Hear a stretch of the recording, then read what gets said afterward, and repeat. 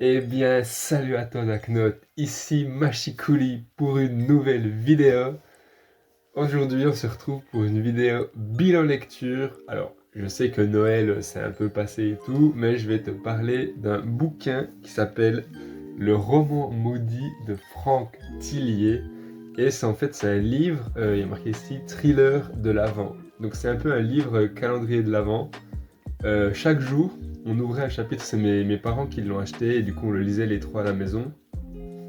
Et chaque jour, en fait, tu ouvrais un chapitre, les chapitres étaient scellés par du papier, et tu devais un peu le déchirer avec des ciseaux ou tes doigts. Et du coup, c'était assez fun parce que c'était des petits chapitres, moi ça me prenait genre 5 minutes pour les lire, et il y en avait un petit par jour. Et en plus, c'était droit dans ma période baisse de motivation, donc je lisais quand même un tout petit peu.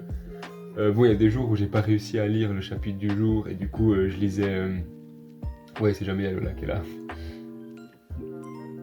Je lisais un peu plusieurs chapitres le même jour, je rattrapais mon retard. Et en fait, l'histoire, c'est l'histoire de Naël qui découvre un carnet maudit. Comme le nom le porte, là, le roman maudit, c'est une petite référence à ce qui se passe dans le roman. Il trouve un carnet maudit de Léo qui s'est fait enlever par un gars, on sait pas du tout qui c'est. Et Léo, en fait, il a fait lui-même un cahier sous forme de calendrier de l'Avent où chaque jour, il doit ouvrir une page parce que Naël trouve ce cahier le 1er décembre. Donc voilà, chaque jour, il doit ouvrir une page. Et en fait, ce cahier est maudit et Naël retourne à la fin de chaque jour, quand il s'endort, il retourne au début de la journée. Et du coup, il revit la même journée en boucle et c'est marrant parce que c'est vraiment un roman pour adolescents par contre, hein. Ça, mes parents ne le savaient pas trop quand ils l'ont acheté. Mais du coup, Naël, c'est vraiment un adolescent auquel les adolescents peuvent s'identifier. Et du coup, l'une des premières choses qu'il fait quand il revit le même jour en boucle, c'est réussir son interro de maths à la perfection, c'est demander plusieurs fois à la fille sur qui il est en crush, si elle veut bien sortir avec lui en prenant différentes techniques. C'est organiser une énorme fête chez lui pour être un mec cool, parce que de toute façon, quand il s'endort, la maison est de nouveau. On recommence à la matinée même, donc la maison est propre, machin. Et plus il avance, plus il, il voit des choses cheloues, enfin pas des choses cheloues, mais il essaie d'être un peu un super-héros en mode ah je vais empêcher la mort de cette personne, je vais donner de l'argent à SDF, je vais. Puis il essaie comme ça de petit à petit de devenir une meilleure personne, et à la fin il enquête sur qui est le personnage qui a enlevé Léo. Donc l'année passée, il en déduit que c'était l'année passée. Et il trouve qu'en fait, ça fait 6 ans qu'il y a des adolescents qui se font capturer le 1er décembre et machin. Et il mène sa petite enquête.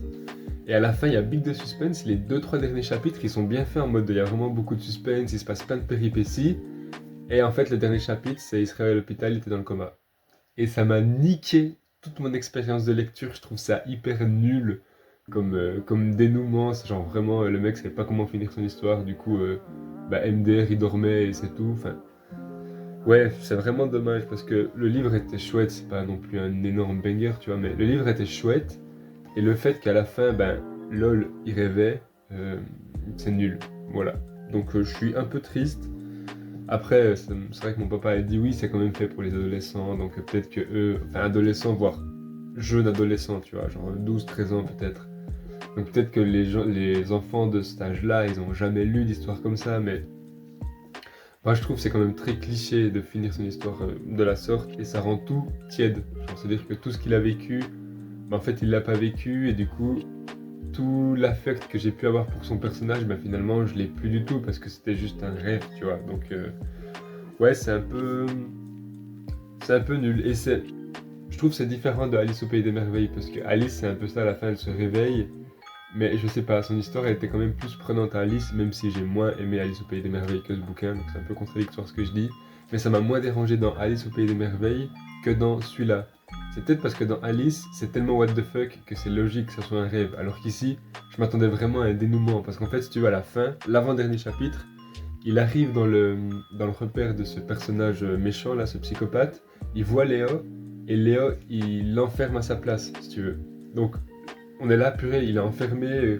Est-ce que Léo, c'est un complice finalement pour aider ce psychopathe à capturer des ados ou pas?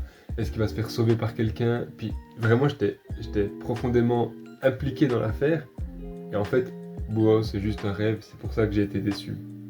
Bref, l'expérience était cool, c'était la première fois que je lisais un truc comme ça où c'est un chapitre par jour, donc ça c'était chouette.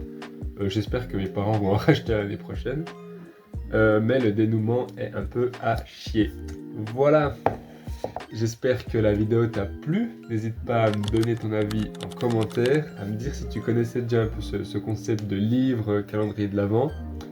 N'hésite pas à lâcher un petit pouce bleu pour soutenir le travail, ça fait toujours plaisir. Et quant à moi, j'ai plus qu'à te souhaiter une bonne fin de journée, une bonne fin de soirée, une bonne nuit. Et je te dis à bientôt pour une nouvelle vidéo. Allez, double ciao!